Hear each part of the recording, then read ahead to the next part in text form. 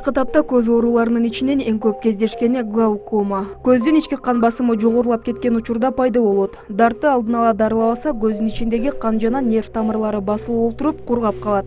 70 жаштагы Сахават эне аталган дарттан бир канча жылдан бери жапа чегип келет. Көзүм жакшы көрбөй калгандан кийин дарыгерге кайрылсам, көзүңүздүн давлениясы бар экен деди. Анан операция кылды. Азыр жакшы болуп калдым. Жылына 2 жолу дарыланууга келип турам.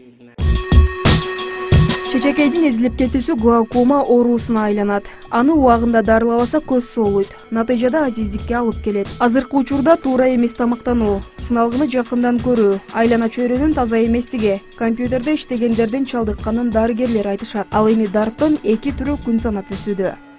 Көбүнчө эле ошо бейтаптар билбей, анан көзү көрбөгөндөн кийин гана келип кайрылышат мындай бейтапканага. Ал эми болсо закрытый угольная формасы. Глаукоманын бул да бир түрү. Бул ооруйт.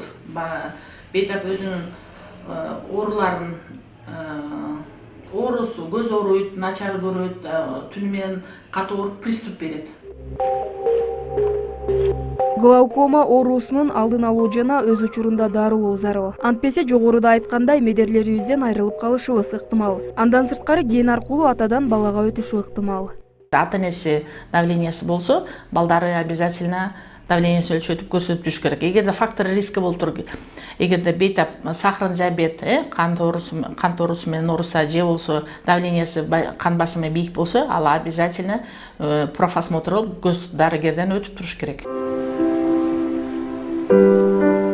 Албетте дүйнөнүн кооздугун, ыңалап ыйлаган наристенин жүзүн көрбөсөң жашоонун эмне кызыгы бар. Ошол үчүн жыл сайын көзүңүз соо болсо да, дарыгерлердин көзөмөлүнөн өтүп, көрүүнү жакшырта турган витаминдүү азыктарды колдонушуңуз талапка ылайык.